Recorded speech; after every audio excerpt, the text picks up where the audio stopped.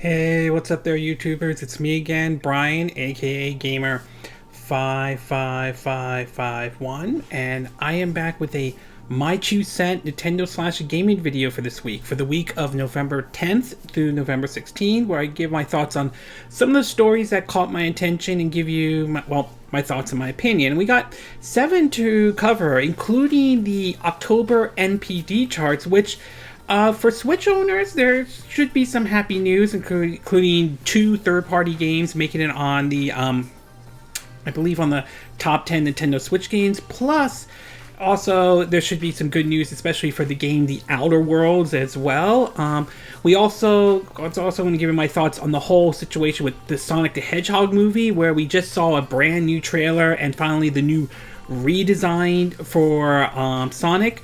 We also want to talk about a comment Kojima, the creator of Death Stranding, made that, well, some people don't exactly see it the same way. Others do kind of understand what he's trying to say. And of course, we'll be talking about supposedly microtransactions might be on the decline, to basically Nintendo thinking about keeping the Switch going for a while, though. Before we get started on our main story, we'll do a quick My 2 cent. And we only got one in terms of the part of the quick My 2 cent part, and that has to do with a story from Nintendo Life. Again, links will be in the description of this YouTube video, that basically has some Smash players responding to Mr. Sakura's comment about one of the characters, I think M-A-I, the famous female fighter from the Fatal Fury and King of Fighters series, not being in Super Smash Brothers, when asked, especially now that Terry Bogard is in it. Basically in response, according to the translator, said the game is for good boys and girls, which, given how some of the people who have designed some of the snapshots and all that stuff, I question that comment. Well, it turns out some Super Smash Brothers players have sort of rebelled or responded to this by naming their character Mai, to basically designing the character in sort of the level creators. I don't know if they've uploaded it or not, and if they did, I don't know whether or not Nintendo will delete those uploads or not, so we'll have to wait and see. But apparently, it sounds like, at least from what I've read, it seems that not everybody who's a Super Smash Bros. Fan apparently approves of Mr. Sakura's decision or his comments on that. Again, it's his game, he could decide to do what he wants to, but I do stand behind a comment I said last week where I find it a bit amusing that he won't put Mai from Fatal Fury or King of Fighters in here, but he's willing to put a character like Bayonetta from the Bayonetta series, which happens to be an M-rated game, compared to the King of Fighters, which happens to be a T-rated game. But obviously, some Smash Bros. Players have a different perspective on this. Okay, so now that we got that part out of the way, why don't we get started with our first part of our My 2 cent, and this one has to do with a comment Nintendo made in regards of the Nintendo Switch. Now, the Nintendo Switch make no mistake, has been a success for Nintendo, though. Coming off the heels of the Wii U, which unfortunately was a failure, and there are many reasons why the Wii U wasn't a success, though. The Switch seems to be doing very well for Nintendo since its launch in 2017, and it looks like that momentum has still kept going and going for Nintendo, though, and it doesn't seem like it's slowing down anytime soon, though. Whether or not that changes once the Xbox Scarlet or the PS5 comes out, that remains to be seen. We'll have to wait and see how that plays out next year when those systems come out. But in the meantime, it doesn't seem like the Switch is slowing down, to the point that not only does Nintendo have no plans at this time for a price cut, but it looks like they do want to keep the Switch going for a long time beyond the traditional console life cycle. In an article from Nintendo Life, it reads, quote, "If you picked up a Nintendo Switch or Switch Lite recently, you'll be pleased to hear that Nintendo is keen to keep the console relevant for years to come." And this writer pointed out, which, let's face it probably shouldn't come as much to a shock. During a Q&A session held at Nintendo's 6-month financial result briefing, the current president was asked about the company's pricing strategy and how the profitability of the Switch hardware might increase over time. He pointed out that he used the opportunity to explain that Nintendo hopes to keep the Switch selling for as long as possible. This is his full reply, though. This is what he said, though. We want to maintain the value of our product and sell them at their current price point for as long as possibility, so we have no plans to reduce prices at this time. Because profitability can fluctuate depending on the quantity of products in the future, we're not estimating any specific decrease in costs. We want to improve profitability by increasing the number of units sold and selling the Nintendo Switch family hardware for as long as possible. So the fact that they're not dropping the price right now isn't, I mean, I would say it's not really that shocking at all. I mean, currently right now the Switch is $300 with the Switch Lite being like $200 and so forth. So right now I can understand why they aren't dropping the price at this time. But like I said earlier, could that change once the Xbox Scarlet or the PS5 comes out? There is that possibility though. But again, it's too early to say. And we'll have to wait and see when we cross that bridge, whether that happens or not. But for right now, it doesn't sound like you're not going to see any price drop anytime soon, or especially, I don't think we're going to hear anything for Black Friday, although I could be wrong. As far as keeping the Switch going for a long time, though, I could, to a certain degree, see that happen, though. I think it would be extremely difficult for Nintendo to go back to where things were, where they had a console and just a handheld, though. In an age with the Nintendo Switch, I think that would be extremely difficult for them. And if they want to keep the Switch going for as long as possible and all that stuff, then given the partnership that they currently have with Nvidia, unless that changes, that supposedly lasts for up to 2 decades, though, the way I could see the Switch going is what if they release, say, like a more powerful Switch. Now, granted, I'm not talking about like it's going to be on the same level as, say, the PS5 or the Xbox Scarlet. There's always that possibility, but I could be wrong on that. But I could see them perhaps going back, revising, looking at several revisions like a Switch 2 or Switch Pro or whatever they're going to call it. And as we all know, there was rumors going around about Nvidia releasing supposedly a brand new Nvidia Shield, which will be powered by supposedly a Tegra X1 Plus. For those who are not familiar, this current Switch model is powered by a second generation Maxwell chip, a part of the Tegra X1 line at this time. So I could see if Nintendo is seriously about keeping the Switch going for a long time, I think the most likely scenario is going to be they'll probably release a more powerful Switch, like what we saw when we went from the regular 3DS to the new 3DS to a certain degree. And I said this before, I do think that if the rumors about that Tegra X1 Plus are true, I could see that being the likely candidate and being used in like a future Nintendo Switch. So overall, not shocking that they're not dropping the price at this time. We'll have to wait and see what happens next year when the PS5 and Xbox Scarlet comes out, whether Nintendo does that or not.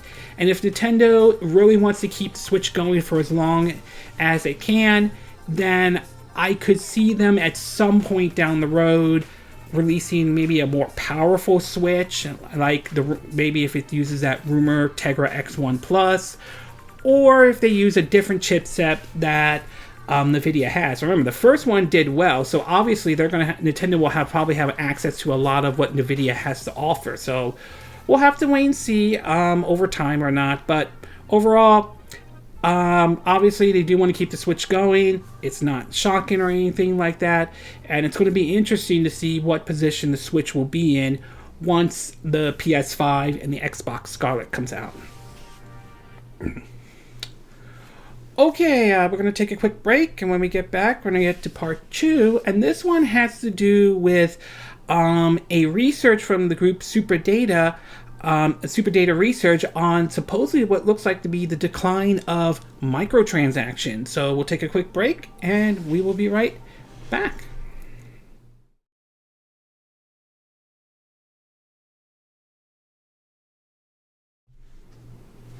Okay, and we are back with part 2 of our My 2 Cent video, and this one has to do with the whole microtransaction situation.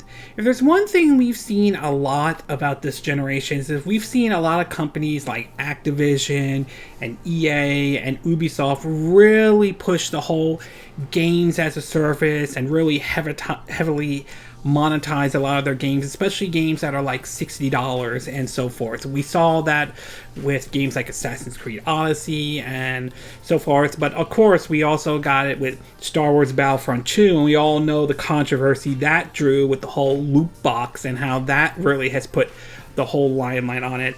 And a lot of consumers have been dismayed with the push of the whole live service, games as a service, the whole microtransactions. It's really have gotten a lot of attention, and basically a lot of these companies really have not been able to come up with a reason to defend this practice in any way. Well, apparently it looks as though a lot of gamers are kind of catching on to this and have been spending less money on monetization, at least according to the website Super Data Research. In an article from Nintendo Life, though, again, links will be in the description, you could check it out. It reads, quote, "A new report from some statistic group Super Data Research suggests that console players are spending less on in-game purchases. As key gaming fans will already be aware of, additional in-game content has been on the rise in recent times, with more purchasable cosmetic items, battle passes, loot boxes, and more popping up in our favorite games. There's a reason for that. The report says that almost half of the total console revenue was generated by in-game spending in 2018, but 2019 is a different story.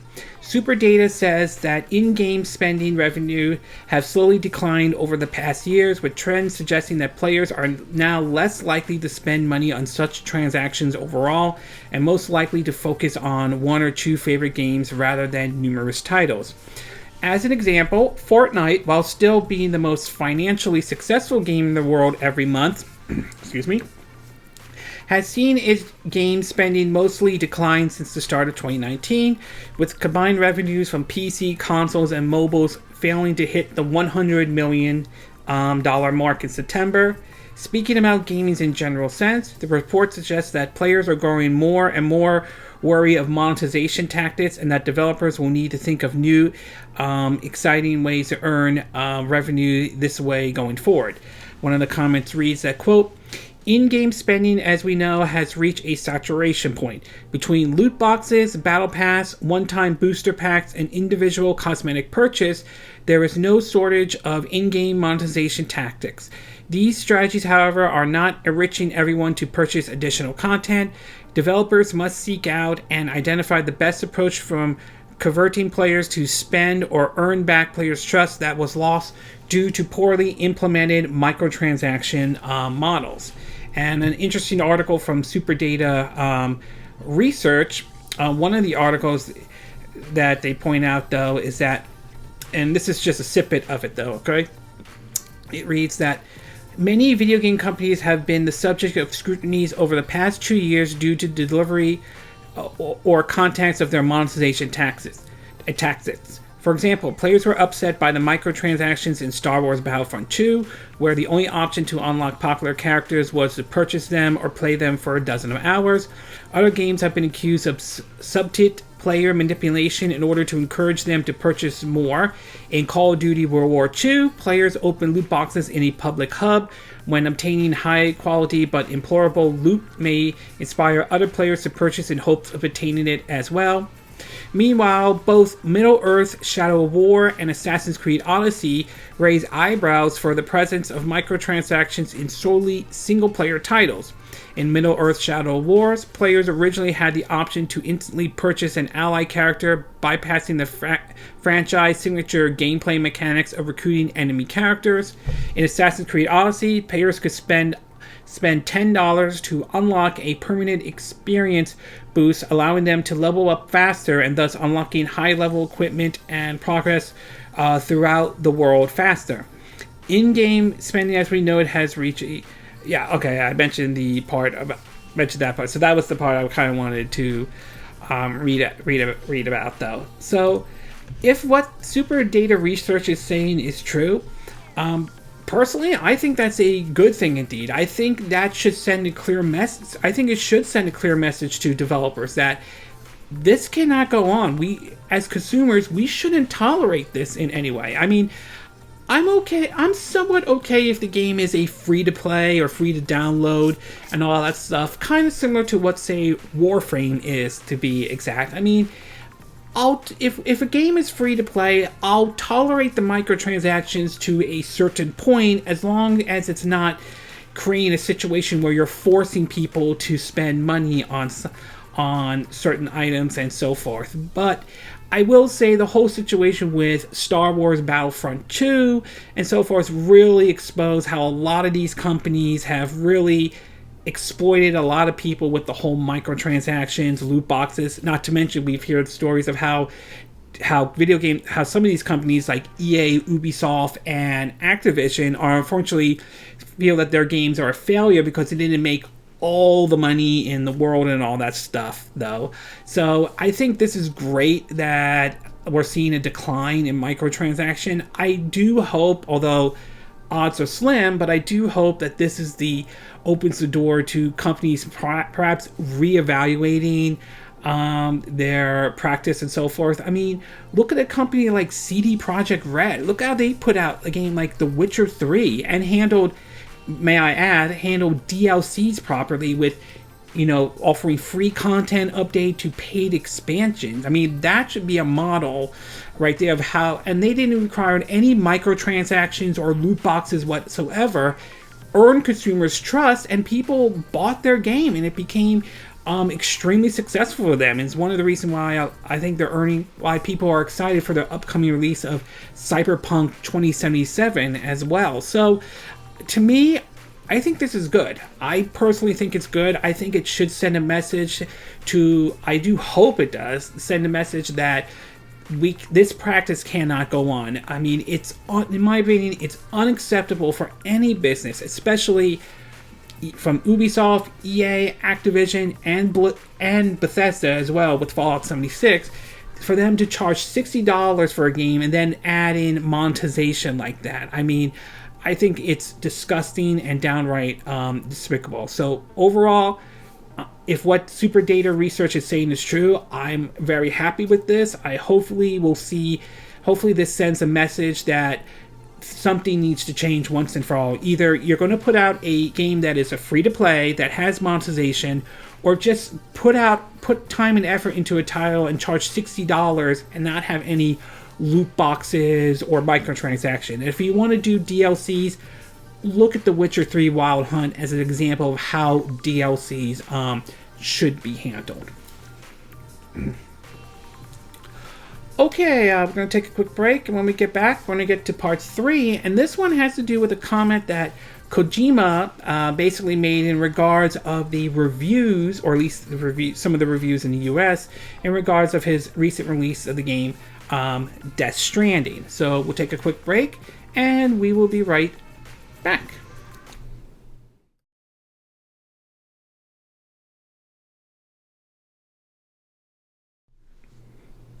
Okay, and we are back with part 3 of our My True Set video, and for this one we're going to be taking a look at a comment that Kojima recently made in regards of the reviews of Death Stranding. Now, as some of you may or may not know, Death Stranding just recently came out, though, and the game has sort of, depending on your views, some people like it, some people do not like it, though. Now, I've only invested 2 hours into the game so far. I still have to get back into it and all that. But I will say, from a visuals perspective, though, the game looks really good, even on the base PS4, which I have.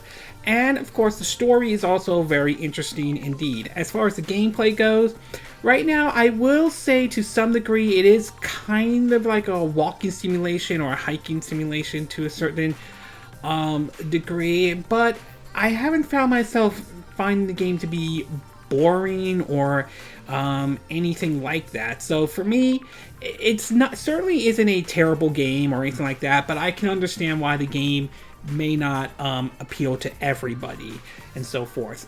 However, it seems as though Kojima made a comment in regards of basically the reviews here in the US, which not everyone agrees with. I understand some of their points, but I can also understand what Kojima is saying at the same time. In several different articles, and this one from Bleeding Cool, it says Kojima shares his thoughts on negative Death Stranding reviews. It reads, quote, Death Stranding has been an extremely diverse game. Creator Kojima understands this, and such doesn't seem to let this fact bother him. In a recent interview with Italian publication TGCom24, excuse me, he spoke about how American critics may have disliked the game due to their love of first-person shooters. Kojima also spoke with PlayStation Access during a recent interview. He noted that Death Stranding's unique and innovation techniques cause a divide between reviewers. This is what he said, although this could come from sort of a translator, though. I believe there will be positive and negative reaction, Kojima said of his newest game. This happens when you try to do something new, even in movies or games. If people are faced with something they haven't experienced before, it can be challenged. He notes that there was a similar situation with Metal Gear Solid when he broke into the stealth games, in the stealth genre, though. The article also reads that, quote, It's been the same old song and dance ever since Kojima began making games. He's either been a critically acclaimed creator or he's been a marginalized by critics and audience. However, Death Stranding is certainly a cinematic and exciting experience that, unlike anything we've ever seen before, it should receive a monocle of praise for that idea alone, even if it's not universal appreciated. IGN said the same thing,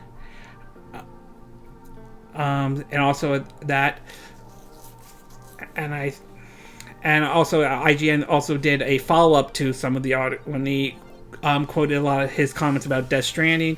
It reads that, quote, in a follow-up, a representative from Sony also provided a translation of Kojima's final lines in quote. According to them, Kojima said, in America, there are a lot of FPS fans. Maybe those fans are saying this is like a different game and not rated very highly, though. Now, there are some arguments for and against what Kojima is saying. I will admit to a certain degree, he is kind of right. I've heard this argument before, though. Yes, a lot of first-person shooters, especially games like Call of Duty and all, do rank in like a lot of money and so forth. Some of it also comes from the microtransactions and all that stuff. And yes, there is an argument that could be say that basically the market, as far as first-person shooter goes, it's been oversaturated, especially with the whole military first-person shooters and all that stuff. However, it is worth pointing out there are actually enjoyable first-person shooters out there. I mean, Borderlands series is definitely a favorite of mine. The Bioshock series, Doom, Wolfenstein, it's like the Metroid Prime series. So there are good first-person shooters out there, but I do agree with him to a certain degree that yes, I do think that sometimes, though, the market can be oversaturated, and sometimes those first-person shooters do often get, highly praised and so forth. However, I do agree with the other side of the argument that when you go over to Metacritic, though, and let me see if I can get this up. For right now, Death Stranding is sitting at an 83 on Metacritic, but when you look at the best games, and I've seen this before, if you look at the ones that say, like, the last 90 days, outside of perhaps maybe the Outer Worlds, which, let's see, 1, 2, that is ranked at, which has a score of an 86 on Metacritic, though, being like, I mean, you could argue that's a first-person shooter or not. I mean, none of the games, at least the high ones up here in the 90s and some in the 80s, though, some of these just aren't really like first-person shooters. I mean, we got some. I mean, look, like the highest one right now is Divinity, Divinity, Original Sin 2 Definitive Edition for the Nintendo Switch. That has a 93. Red Dead Redemption 2 is a 91, although that is a shooter, you could say. The Dragon Quest Echoes of Exclusive of Elusive Age Definitive Edition on the Switch is a 91. Monster Hunter World Iceborne, 90 though. Star Wars Jedi Fallen Order for the PC at least is a 90 though. You have Astro Chain, 87 and all that stuff.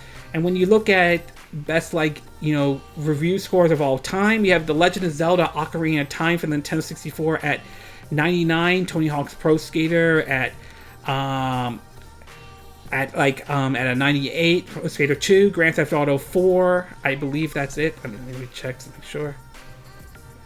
That's it. Yeah, Grand Theft Auto 4 and a 98. Soul Calibur at 98. Grand Theft Auto 4 for the Xbox 360. Mario Galaxy 1 and 2 at a 97. Red Dead Redemption 2 at 97. Grand Theft Auto 5 on Xbox, PS3, 360 at 97 as well.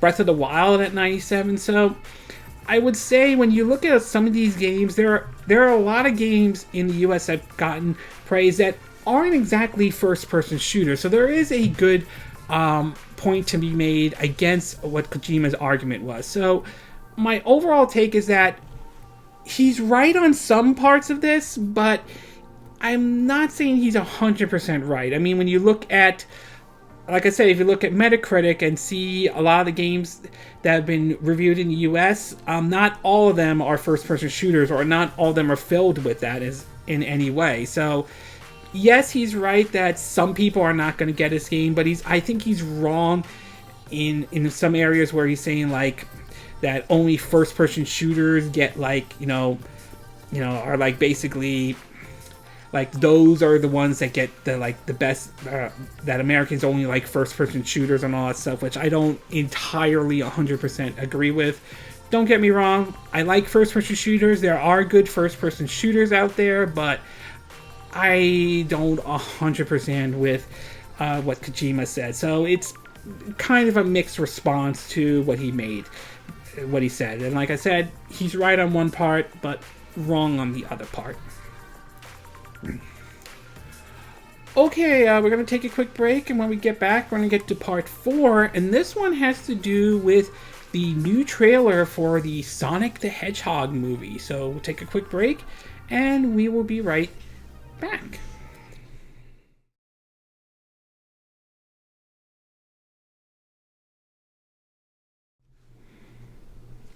Okay, and we are back with part 4 of our My True Set video, and for this one we're going to be taking a look at the latest trailer that came out for the upcoming Sonic the Hedgehog movie. Now, I'm sure most of you saw the first trailer that Paramount showed, and well, let's just say that trailer didn't sit well with everyone, but the biggest thing, the reason why it didn't sit well, was the way Sonic was designed. And I'll be honest with you, he looked ugly. Let's just be clear that. I mean, it felt like they just put something together and all that stuff.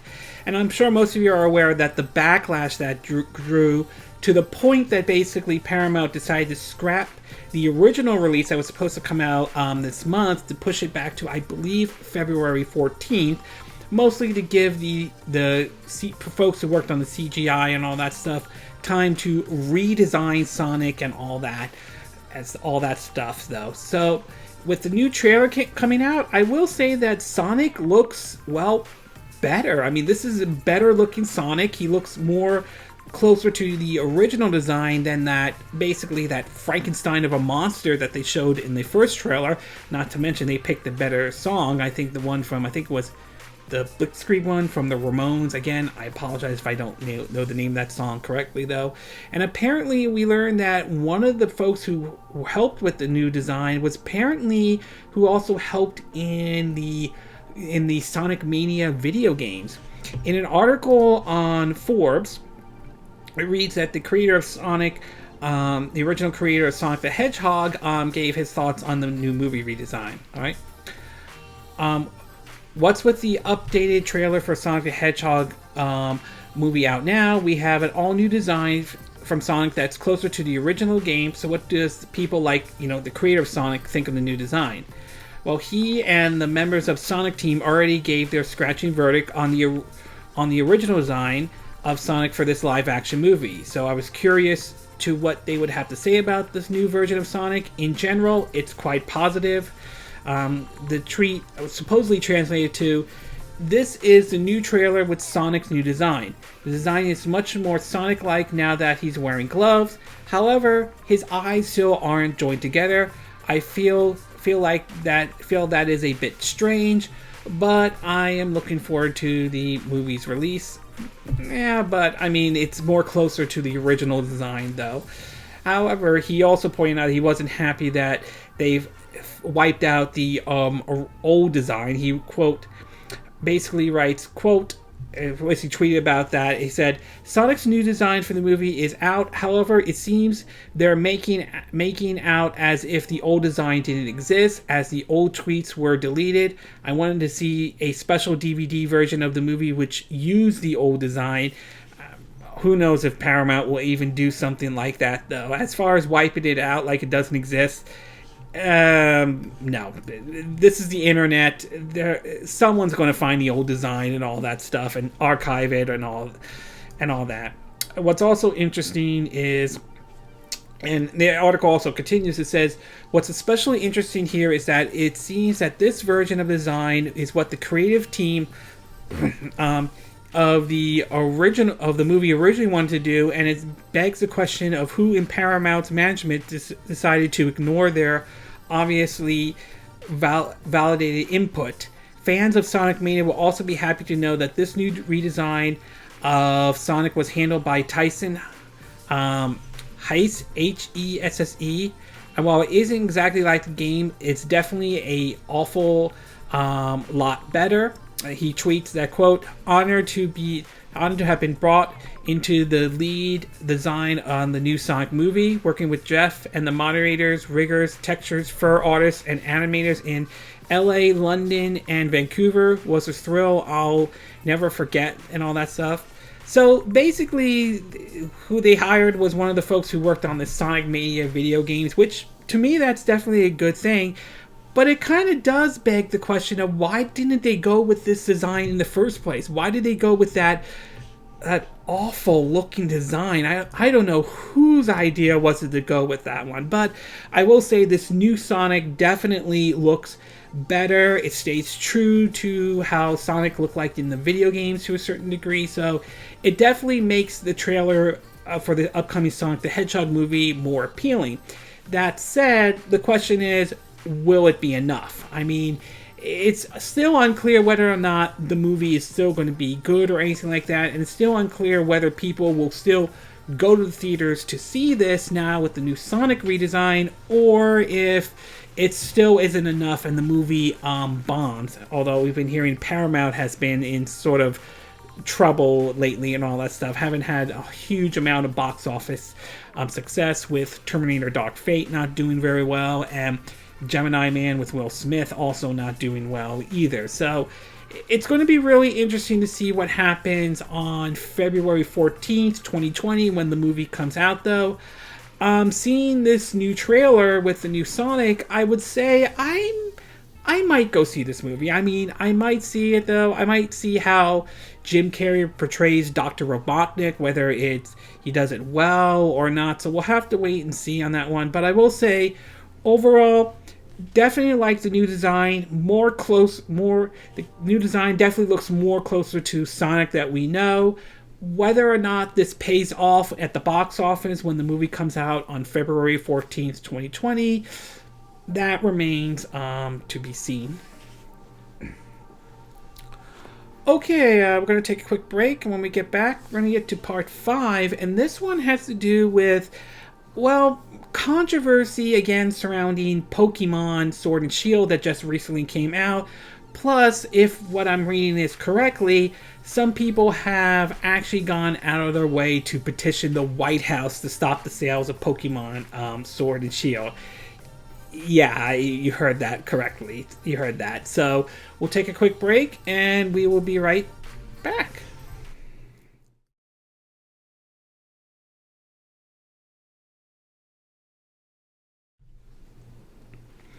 Okay, and we are back with part 5 of our My True Scent video, and for this one has to do with the whole Pokemon Sword and Shield controversy that's still is going on, especially with one that I think is just utterly ridiculous, though. Now, I'm sure most of you have been aware that there have been some controversies with the release of Pokemon Sword and Shield. There's been complaints about the visuals, to the whole not every Pokemon is going to be available. It's gotten to the point where there's been several levels of harassment towards the developers, to even one troll supposedly making an allegation of rape against the other developers, though, which turned out to be misleading and false, which I think is wrong and all that stuff. Well, recently, two things recently came up, and one is supposedly a data miner found out that supposedly that they are reusing Pokemons or using some of them to a certain degree, and that has led to a hashtag of Game Freak Live, to the point where now even some are going as far as petitioning the President of the United States to ban sales of Pokemon Sword and Shield. So the first one, in an article from Forbes, from Forbes, it reads that, quote, Pokemon fans furious over new data mine Sword and Shield reuse character models. Pokemon Sword and Shield launches in just 2 days, although I picked mine up today, even when this video is being recorded on a Friday. But what should be Nintendo's signature launch of the year and an enormous momentum for the Pokemon franchise as the main game goes beyond purely handheld has been overshadowed by a controversy that has been boiling for a while excuse me, and threatened to overflow just as the game is about to be released.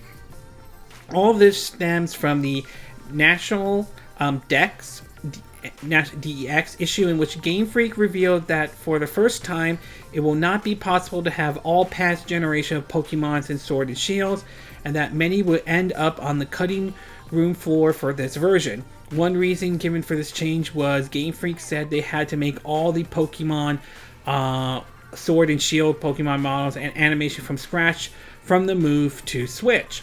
Today, data miners claim they have started pulling exact models of Sword and Shield Pokemons from the game, and that they are identical to Sun and Moon model in every way in many instances.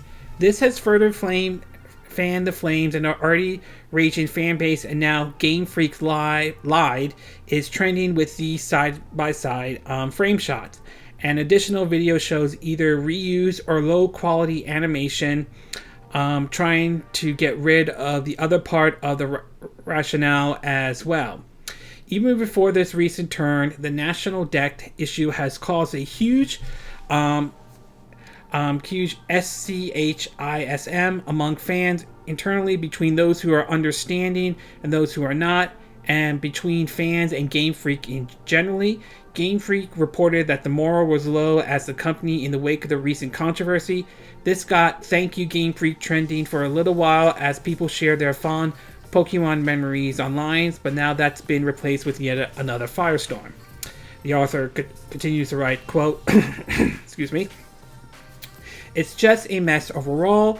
True things can be true. That fans are probably oversimplifying the situation regarding the process of development of Sword and Shield, but it also seems like at least a certain amount of older content was reused for Sword and Shield, whether you think that's acceptable or not. Many fans are probably taking this too far, though it is somewhat understandable to be told one thing by a developer and seemingly unearth evidence that appeals to prove the opposite. The author also, in their view, I personally understand the National DEX issue to a certain extent. It seems somewhat logic that Game Freak couldn't just keep adding Pokemons to the game forever without removing some old ones. Lets the series spiral into the thousands, making more work every time. I would, however, be wise for them to address the recent issue in some regards, either explaining or disproving the idea that a bunch of Sun and Moon models and animations were reused, and if they were, explain why that was the case and why they seemingly said otherwise previously. I wouldn't rule out that some sort of translation issue, as tend to often happen in cases like this.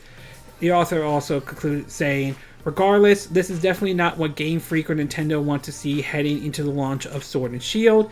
I will say, however, that these types of controversies often seem to be a big deal on the internet, and when it comes to the launch of the actual game, 90% of consumers haven't heard about the drama or don't care.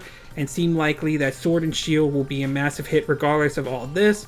Also, it would be wise for fans to save their harshest criticism for when the actual full game is out, and would carry more weight once there's a full picture of the for the assets.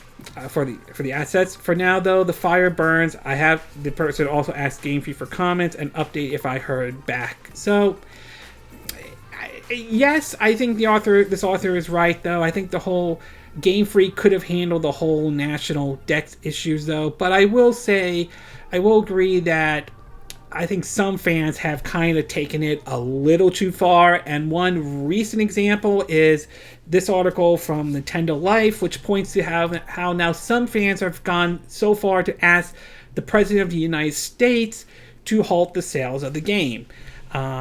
This is the appeal to President Trump and all that stuff. It says, quote, and this is what the person wrote: "We, the people of the United States of America, strive for quality, good, and entertainment. We, the people of the United States, want what's best for our children. We, the people of the United States, want what's best in our stores. President Trump and Congress, the newest Pokemon game by Game Freak and Nintendo, are negatively impacting the market with questionable decisions. We believe if the sales of their games were to stop, it will wake up Game Freak and we'll get quality back. This will send a bad standard to the market if these were to get sold. We, as both Pokemon fans, but most importantly, American citizens, believe this is a violation of our market rights and needs something to be done about this." In case you're wondering, though, the petition as of right now has 387 signatures and requires 100,000 to reach the goal for the White House to respond within 60 days. Honestly, that's sad. When it gets to the point that you have to do a petition to the White House and all that stuff, that's just downright sad. For a situation like this and all that stuff, look, I'm not going to tell you to go buy Pokemon Sword and Shield. If you don't want to buy it, that's fine. That's your decision. That's your call. If you don't want to get the game, I'm not going to argue against that.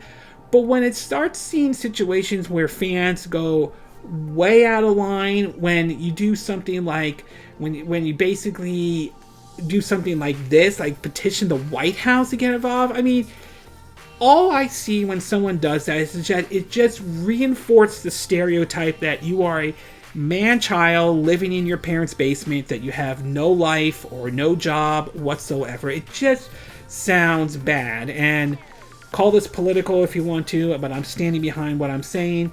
Given the kind of person we have in the White House, I wouldn't be surprised if he uses this as an excuse to use as a distraction to turn attention away to the problems he's facing right now, aka the impeachment procedures and so forth. But other than that, this is just stupid. It shows just how out of control the situation is, and it shows just how toxic the whole fandom situation has gotten, especially with a lot of communities that have done it. And Pokemon isn't the only community that has that.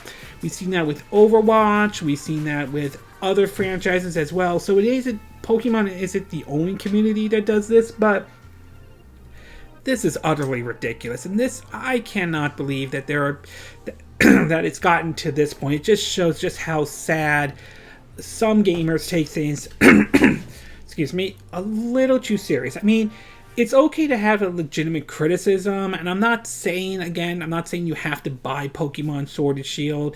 If you don't agree with what Game Freak is doing, then don't buy the game or anything like that. But to take it to this level is just utterly ridiculous. So my overall takeaway from this is that there is some criticism towards Game Freak, and they could have probably done a better job translating the situation. But now when it gets to the point of basically you have to petition the White House now, yeah, it just shows just how toxic the situation can really, really get.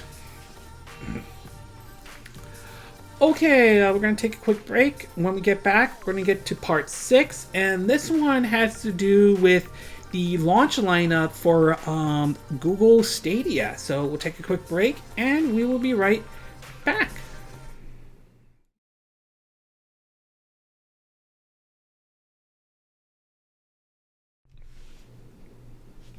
Okay, and we are back with part 6 of our My True Set video, and for this one, we're going to be taking a look at the launch lineup for Google Stadia. Now, ever since it was announced earlier this year, Google has been pushing their idea for their new gaming system or game service called Stadia. The idea is basically to stream your games through any device out there. For now, it's on Google devices, like no ISO or anything like that, but supposedly that will change in the future.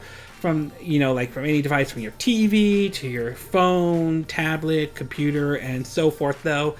But it's not everyone seems to be on board with the idea. Some people don't like the idea of Google being involved. Others point to how Google has a history of abandoning certain things when they promote it to all that stuff. And well, it doesn't seem to be a hit with everybody, to be exact. And we're close to supposedly the service launching on November 18th. So it's going to be really interesting to see how it plays out, especially on Monday, whether it goes well or not. In the meantime, Google announced the games that will be available at launch on November 18th. Supposedly, there are about 12 games to be exact. In an article on Forbes, it reads, quote, "The launch of Google Stadia is just over a week away on November 18th, and now the company has just confirmed a list of 12 games that will be available to play from moment or day one. These include some major titles and many on the older side, shall we say. The list consists of Assassin's Creed Odyssey, Destiny 2 The Collection, Glitz, GYLT, which supposedly is a Stadia exclusive, Just Dance 2020, Kind, Mortal Kombat 11, Red Dead Redemption 2, Rise of the Tomb Raider, Samurai Showdown, Tomb Raider Definitive Edition, Shadow of the Tomb Raider Definitive Edition, and Thumper. THUMPER.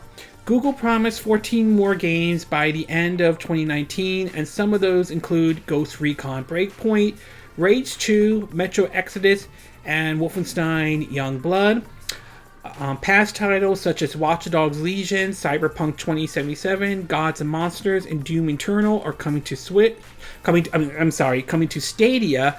The last of which was supposed to be a launch title before a delay, though.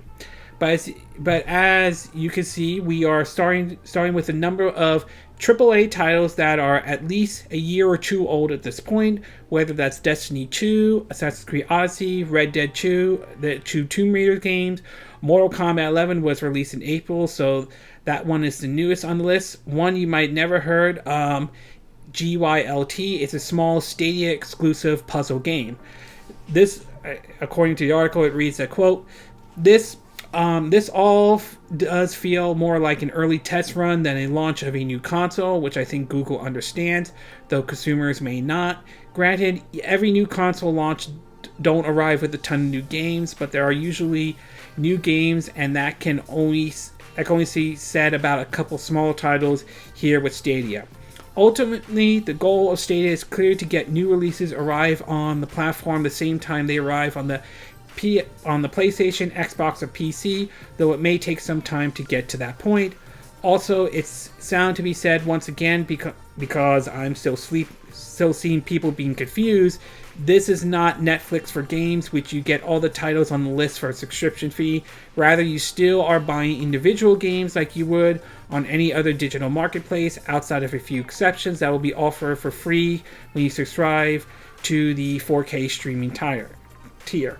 Launch is a week away, and we'll see how these games perform soon enough, though. So we'll have to wait and see what the games are going to be like when it launches on November 18th on the Monday. But this is basically the 12 games that would be available.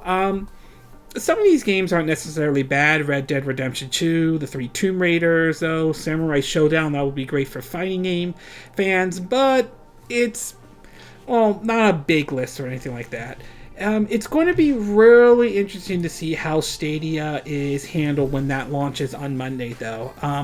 Personally, though, I'm personally taking a wait-and-see approach, to be exact. Again, I think the idea sounds interesting about what Google's doing with Stadia, though, but we'll have to see if it does well or not. So for me, I'm waiting to see if I do decide to get Stadia. It will probably be the Stadia base, the one where you could hook it up for free and not have to subscribe to any subscription or anything like that. The only downside, at least according to what Stadia is promoting, is that you can only stream 1080p 60 frames per second. So we'll have to wait and see how this all plays out on Monday. We'll see if it goes very well or if there are hiccups along the way and all that stuff. As for the list, again, like I said, some of the games are impressive, some of it hit and miss and all that stuff. So we'll have to wait and see how everything plays out on Monday, whether it becomes a surefire hit or if it doesn't, or whether it takes off very well or not. So overall, I would say it's an okay list, though. I mean, some of the games aren't bad, but obviously I still think it's going to be a tough sell with Google Stadia, though. I mean, again, like I said, I think the concept's interesting and all that stuff, but whether it truly takes off or not, that remains to be seen. We'll see how things are like when the service launches on November 18th, which I believe that will be on a Monday. Okay, we're going to take a quick break, and when we get back, we're going to get to part 7, and this one has to do with the October NPD chart. So we'll take a quick break, and we will be right back.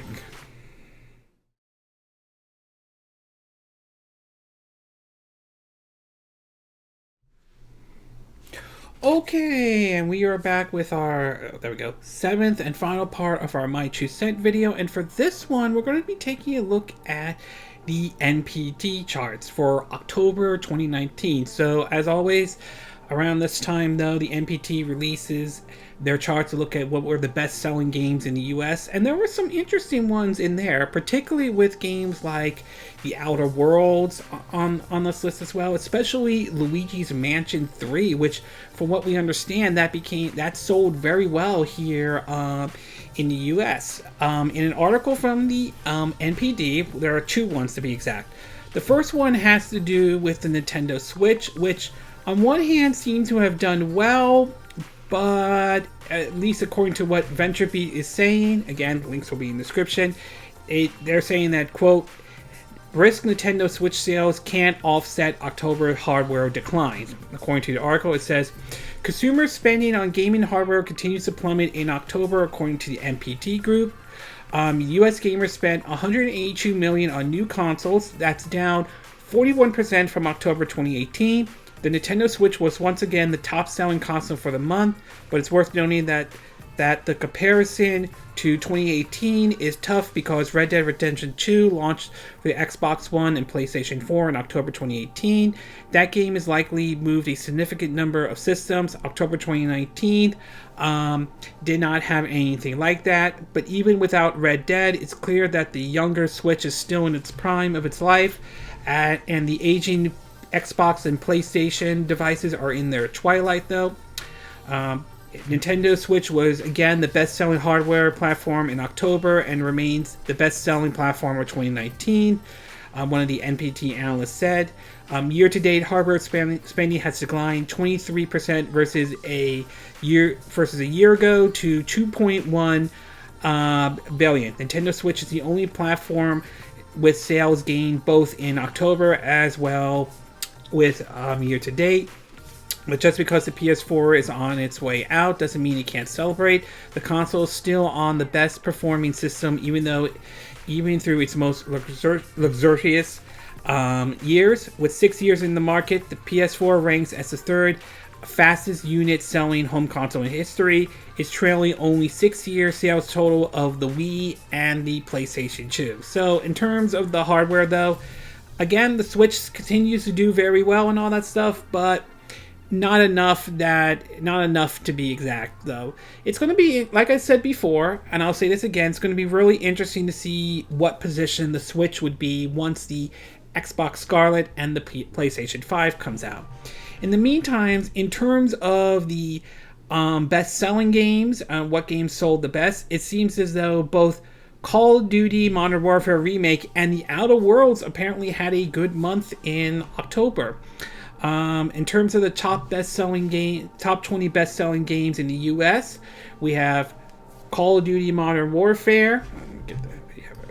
Call of Duty Modern Warfare, The Outer Worlds, Luigi's Mansion 3, Madden NFL 20, NBA 2K, Tom Clancy's Ghost Recon Breakpoint, WWE 2K20, FIFA 20, Borderlands 3, Ring Fit Adventure, and at number 10. That's nice though. The Legend of Zelda: Link's Awakening, Mario Kart 8, Minecraft, Grand Theft Auto 5, Mortal Kombat 11, Overwatch, Super Smash Bros. Ultimate. Move that down. Super Smash Bros. Ultimate. Right there. Code Vein, Red Dead Redemption 2, and The Legend of Zelda: Breath of the Wild. So, very interesting to see the Outer Worlds entered in at number 2, with Luigi's Mansion 3 entering at, well, no pun intended, number 3 to be exact. So, great for Nintendo for Luigi's Mansion 3 doing very well. Not to mention Ring Fit Adventure entering at number 10, Link's Awakening at number 11, Mario Kart 8 at number 12, Super Smash Bros. Ultimate at number 17, and of course The Legend of Zelda: Breath of the Wild at number 20. Overwatch entered in at number 16. I do wonder if that some of that may have to do with the Switch version that recently came out. But great for Obsidian with The Outer Worlds doing it at number 2, even though now they are officially owned by Microsoft. And love it or hate it, Call of Duty Modern Warfare remakes did well at entered at number 1 for the top best-selling games in the U.S. For October. As far as the best-selling games so far, that goes down to Call of Duty, NBA 2K20, Madden NFL 20, Borderlands 3, Mortal Kombat 11, Kingdom Hearts 3, Tom Clancy's Division 2, Anthem, Super Smash Bros. Ultimate, and Grand Theft Auto 5. So, Nintendo has only one game on that list, and that is Super Smash Bros. Ultimate.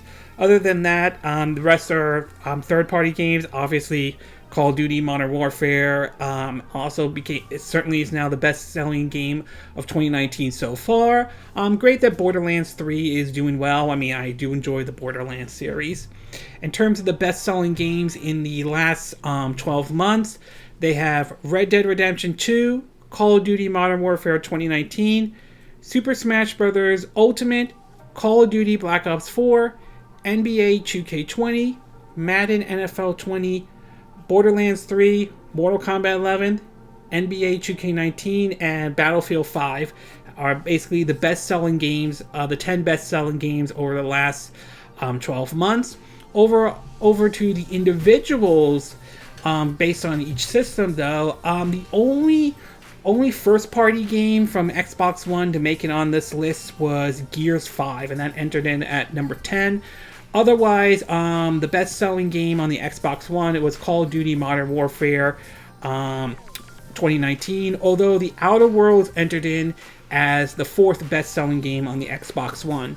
Over on the PS4, though, there are no first-party games that have made it onto the list for October of 2019. Obviously, Call of Duty Modern Warfare 2019 was their number 1 best-selling game on the PS4. However, The Outer Worlds entered in, became the 2nd best game on the PS4 for the October. So, great on that. Good. I'm glad to see The Outer Worlds is doing very well. I'm glad about that. Over at the Nintendo Switch, though, only 2 games have made it onto this list. One is Overwatch, and the other one is The Witcher 3 Wild Hunt. Both made it onto the top 10 best-selling Nintendo Switch games for October. And the list goes as Luigi's Mansion, Ring Fit Adventure, Legend of Zelda: Link's Awakening, Mario Kart 8, Super Smash Bros. Ultimate, Overwatch, Legend of Zelda: Breath of the Wild, Witcher 3 Wild Hunt, Super Mario Maker 2, and New Super Mario Bros. U Deluxe. So, the overall takeaway for this is that, obviously, Call of Duty Modern Warfare 2019 did well, but the Outer Worlds certainly did very well in October, and I think that's definitely a good thing. I'm glad that game is doing very well. I'm hoping, although I could be wrong, it's a wake-up call to Bethesda, especially how they've been handling the Fallout franchise, especially with Fallout 76, though. Interesting to see Ring Fit Adventure seems to be doing very well, tracking in at number 10. That certainly is kind of interesting, and seeing it at number 2 as the best-selling game for the Nintendo Switch. Very happy to see Luigi's Mansion 3 is certainly doing very well. Best-selling game, number 3 at the best-selling game for October 2019, but number 1 for the Nintendo Switch in October 2019. And of course, it's kind of interesting to see, it's kind of good to see Overwatch certainly do well, and The Witcher 3 Wild Hunt make it into here as the number 8 best-selling game for the Nintendo Switch for October 2019. So that certainly is good. I'm glad The Witcher 3 Wild Hunt is doing well. It'll be interesting to see if CD Projekt Red does anything with the Switch going forward, or if this is just a one-off thing. So we'll have to wait and see. So the overall takeaway is that Call of Duty, Black Ops, Call of Duty Modern Warfare 2019, Outer Worlds, and Luigi's Mansion 3 were definitely games that did really well in October of October 2019. And like I said, I'm glad the Outer Worlds is doing very well, though. I'm glad Luigi's Mansion 3 is doing well, and it's nice to see The Witcher 3 Wild Hunt on the Switch version do very well on the Nintendo Switch. It'll be interesting to see what December's or November's NPD, especially when they release in December. I'm very curious to see where Pokemon Sword and Shield will fit in, despite the whole controversy going around. So that will be really interesting when we start learning about November's NPD.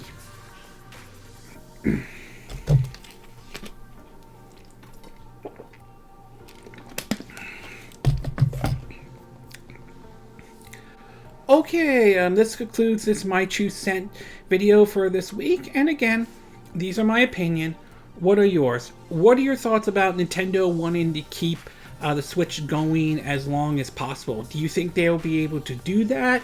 Do you think they'll do that with the current Nintendo Switch and Switch Lite that's out right now? Or do you think we may see a more powerful Nintendo Switch in order to keep that momentum going for the Nintendo Switch? And do you think it's right for them to not do a price cut this time, or do you think it's not? You think they should have done a price cut?